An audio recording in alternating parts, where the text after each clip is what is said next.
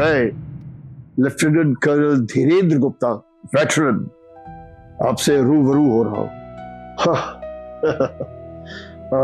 बहुत खुशी हो रही है मुझे आप लोगों से बातें कर इस इंडिपेंडेंस डे के ऊपर, एक स्पीकर और कमेंटेटर की तरह नहीं, एक फौजी की तरह जिसने तकरीबन 4 दशक बिताए हैं यूनिफॉर्म के अंदर, फौजी यूनिफॉर्म में।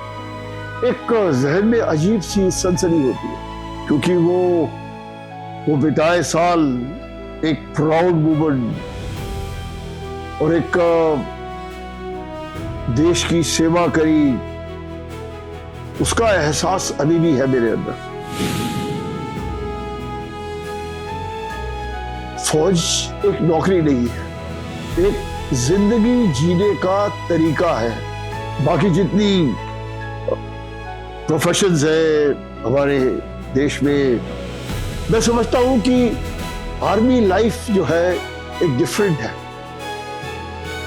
वो आपको वे ऑफ लाइफ सिखाती है और मैं आपसे जो भी अब रूबरू होगा वो सिर्फ मैं अपने उन बिताए सालों का एक्सपीरियंस शेयर करूंगा।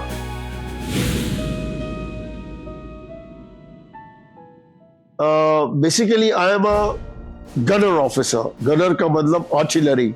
आर्टिलरी से आप समझते होंगे जो बड़ी बड़ी तोपें हैं, जैसे बोफर्स है जो करीबन 30 से 40 किलोमीटर फायर करती है। मैं उस फौज की शाखा से बिलोंग करता हूँ और बड़े गर्व की भी बात है कि मैंने 1971 की वॉर लड़ी है पूरी बांग्लादेश के अंदर। मैंने वॉर लड़ी है उस दिन से जब वॉर डिक्लेयर भी नहीं हुई थी। तो तकरीबन मैंने थिक ऑफ द वॉर के अंदर पार्टिसिपेट किया है। देश की सेवा हर एक कोई आदमी बोलता है करी है, और क्यों ये आपको तब महसूस होता है जब आप लड़ाई के अंदर एक एक इंच की जमीन के लिए लड़ते हैं। तो वो आपको महसूस होता है कि आप अपनी एक इंच जमीन भी किसी को देने को तैयार नहीं है।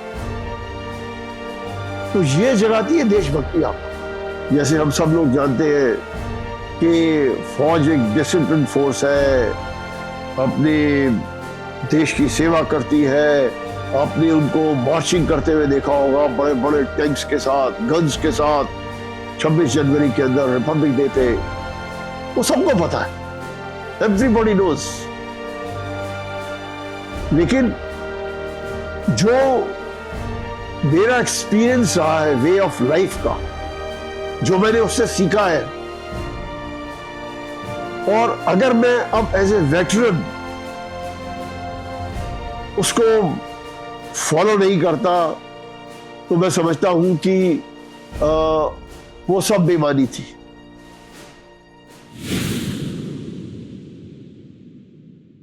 सब जानते हैं कि फौजी जो है बड़े बड़े ऊंचे पहाड़ों पर जीता है, घने जंगलों में जीता है, रेगिस्तान में जीता है, बाढ़ में करता है, सिविल लोगों की मदद करता है। सब ठीक है, लेकिन वो सब हमें चीजें सिखाती है। 8,000 10,000 फीट के ऊपर जब आप एक जवान के साथ अकेले रहते हो तो वो आपको भाईचारा सिखाता है, आपको सिखाता है कि एक दूसरे की मदद कैसे की जाती है, आप एक दूसरे के सहारे कैसे रहते हैं। जंगलों के अंदर जब आप जाते हैं तो वो आपको सिखाता है एक टीम स्पिरिट। एक बहुत छोटा सा वाक्य मैं आपके साथ शेयर करना चाहूंगा। एक बार एक्सरसाइज करते करते हम रात को 2 बजे एक जंगल के अंदर जाके हमने डेरा डाला और हमने अपने टेंट लगाए और जाके लेट गए। और 2 घंटे के बाद ही जब सुबह हुई तो गांव वाले दौड़ते दौड़ते हमारे पास आए, अरे साहब आप तो सांपों के ऊपर लेटे हैं। उसके बावजूद भी ये भय नहीं हुआ कि अरे यार सांपों के ऊपर लेटे हैं।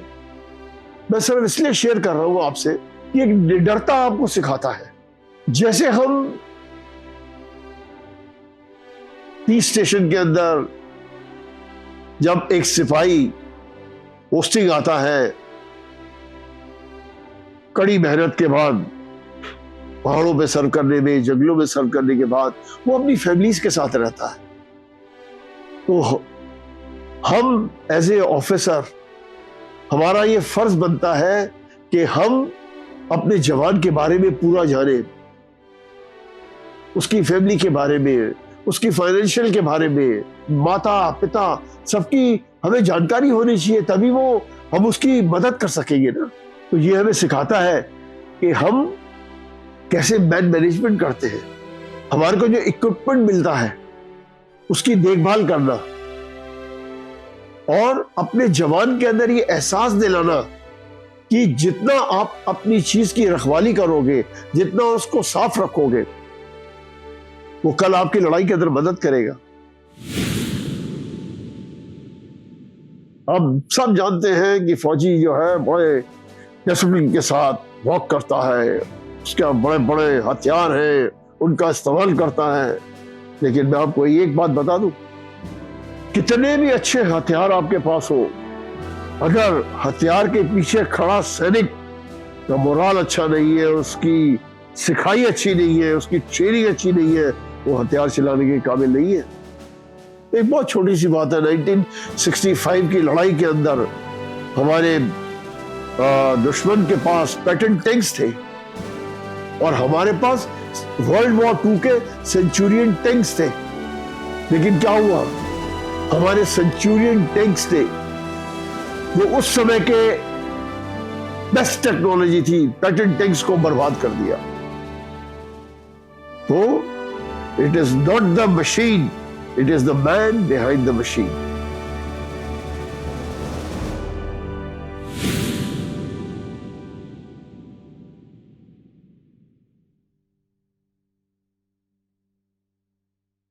ये किताबों में नहीं लिखा है कि आप ये पढ़ लीजिए और आपको हो गया। इसके लिए ग्राउंड पे आपको काम करना है, आपको ट्रेनिंग करनी पड़ेगी। आपको जो हम स्पोर्ट्स खेलते हैं उसके अंदर आपको ब्रदरहुड, फ्रेंडशिप, ये चीजों का मिलता है। देख लीजिएगा आप, अभी कॉमनवेल्थ गेम के अंदर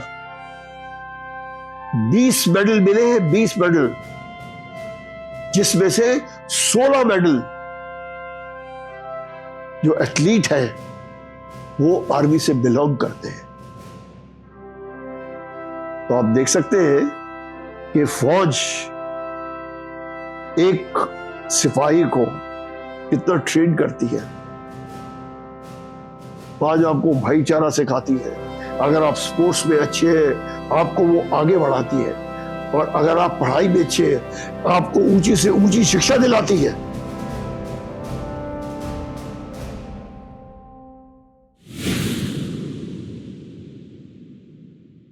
ट्रेनिंग के अंदर या फौज के अंदर सिपाही को जो है ध्यान देते हैं, हम फौज के अंदर उसकी पूरे परिवार का ख्याल रखते हैं। तभी तो लड़ेगा ना वो, तभी तो रहेगा ना 18,000 फीट के ऊपर जंगलों के अंदर, तभी रहेगा जब उसको ये यकीन है, उसे सेटिस्फेक्शन है कि उसके घर वालों की कोई देखभाल कर रहा है।